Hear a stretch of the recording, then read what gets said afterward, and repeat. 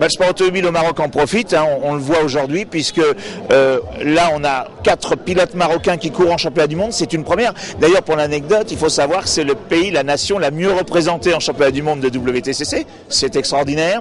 Et puis je crois que c'est aussi faire naître des vocations à des jeunes qui peut-être pensaient que le sport automobile était inaccessible, et on le voit aujourd'hui, eh bien certaines formules marocaines comme la légende, l'Africa Legend Cup, est accessible, ce ne sont pas des tarifs exorbitants, et ceux qui ont la passion du sport automobile peuvent peut-être passer par là pour assouvir leur passion et devenir pilote. Mehdi a beaucoup de pression, Mehdi Benani.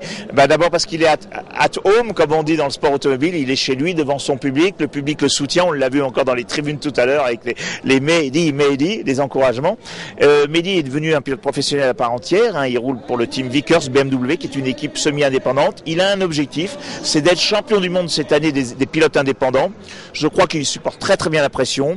Il a du bon matériel et Mehdi est un bon pilote. Alors croisons les doigts et espérons que son bon résultat du Brésil se confirme ici. Pourquoi pas un podium dans le championnat du monde des indépendants, et on peut peut-être même espérer, comme l'an passé, que Mehdi monte à plusieurs fois sur le podium.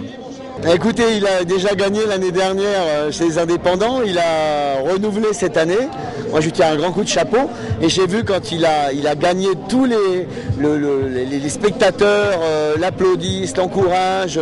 Donc voilà, c'est une grande valeur, c'est tout quoi, c'est comme les frères Hansal. Je lui souhaite de gagner 14 fois, d'associer son nom à cette victoire 14 fois, 14 années de suite.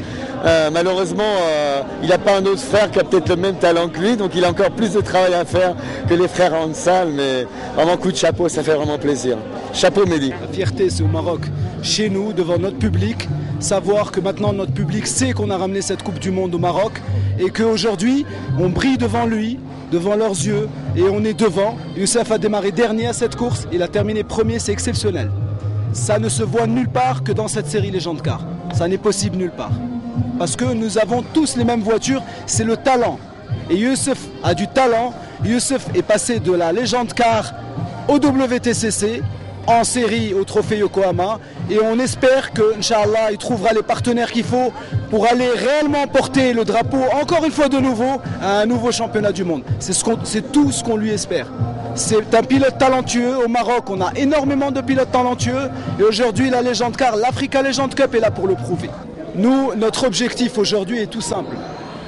Nous avons ramené un produit américain au Maroc pour fédérer autour de nous le public, pour faire croire en ce sport qui a énormément de talents cachés. Nos deux objectifs sont, le premier, la prévention routière à travers la formation dans le sport automobile. Ça, c'est en fait une nouveauté en termes de message. Et ça, c'est possible à travers notre formule.